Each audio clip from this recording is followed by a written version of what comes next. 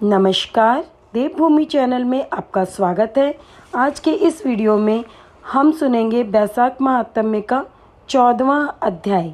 तो आइए अध्याय आरंभ करते हैं। श्रुति देव जी बोले, हे राजन, वैशाख धर्म का पालन करते हुए जो प्राणी इस कथा को पढ़ते या सुनते हैं वे निश्चय ही बैकुंठ धाम को प्राप्त होते हैं। जो इस कथा को त्याग कर अन्य कर्मों में लगते हैं वे महान पिशाच योनि को प्राप्त कर रौरव नरक में जाते हैं। इस विषय में एक प्राचीन इतिहास सुनो। पूर्व समय में गोदावरी नदी के तट पर ब्रह्मेश्वर क्षेत्र में भगवान दुर्वासा के 2 ब्रह्मनिष्ठ शिष्य रहते थे। वे उपनिषदों और शास्त्रों के ज्ञाता थे। वे भिक्षाटन करके अपनी उदर पूर्ति करते थे और पर्वत की गुफा में रहते हुए अपने समय को काटते थे। वे दोनों सत्यनिष्ठ और तपोनिष्ठ नाम से विख्यात थे। सत्यनिष्ठ सदैव भगवान की कथा सुनने और सुनाने में तत्पर रहता था। वह कथा के लिए सभी कर्मों का त्याग कर देता था।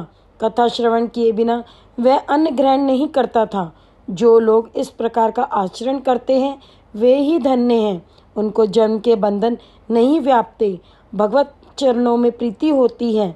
आत्मा को बल प्राप्त होता है तथा उनके हृदय में ही प्रभु निवास करते हैं।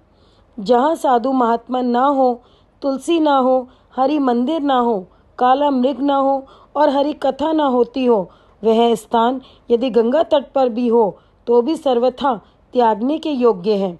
उस स्थान पर देह त्यागने वाला प्राणी 100 जन्मों तक कुकर योनि पाता है तथा अंधतामिस्त्र नामक नर्क में पड़ा रहता है।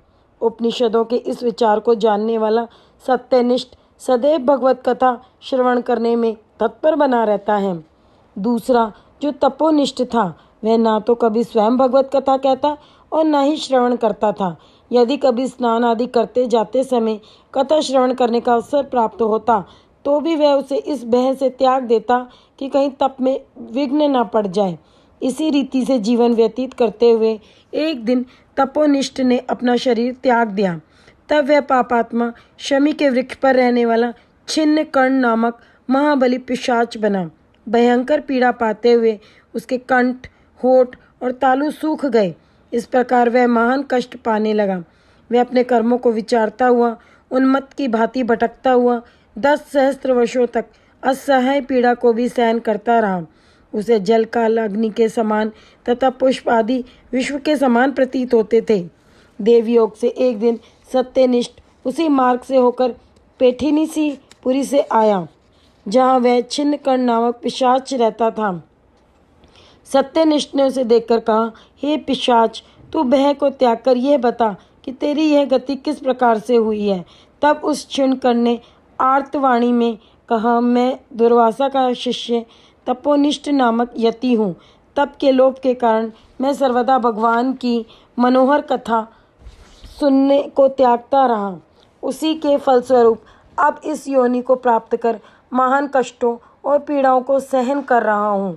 आज भगवान की असीम कृपा हुई जो आपके दर्शन हो गए। ऐसा कह वह छिन्न कर्ण त्राही त्राही कर विलाप करता हुआ उसके चरणों में गिर पड़ा। तब सत्यनिष्ठ ने दया करके उसे उठाया और फिर भगवान के चरणों का ध्यान करके अपने स्वीकृत पुण्य और वैशाख महात्म्य को क्षण भर श्रवण करने का फल भी उसे दे दिया। फलतः उसके पाप तुरंत नष्ट हो गए और वह दिव्य देह को प्राप्त कर सत्यनिष्ठ को प्रणाम करके दिव्य विमान में बैठ विष्णु लोक को चला गया। श्रुति देव जी बोले, हे नृपश्रेष्ठ, भगवान विष्णु की मनोहर कथा शुभ फल देने वाली है। इसके श्रवण मात्र से ही समस्त श्रेष्ठ तीर्थों, श्रेष्ठ यज्ञों और श्रेष्ठ दानों के फलों की प्राप्ति होती है तथा समस्त पाप नष्ट हो जाते हैं। इसमें कोई संदेह नहीं है। इति 14वां अध्याय समाप्त। ओम विष्णुवे नमः। ओम माधवाय नमः। जय माता दी। मुझे पूरी आशा है कि आप सब लोग शिव महापुराण की कथा का चैनल देवभूमि पर आनंद ले रहे होंगे। आज भी बाबा भोलेनाथ की विवाह उत्सव को आपने खूब आनंद के साथ देखा होगा। कल शिव महापुराण में आप देखेंगे भगवान कार्तिकेय का जन्म। तो वीडियो पसंद आने पर लाइक और शेयर ज़रूर कीजिए और चैनल अगर सब्सक्राइब नहीं किया है तो चैनल को भी सब्सक्राइब कर लीजिए। धन्यवाद।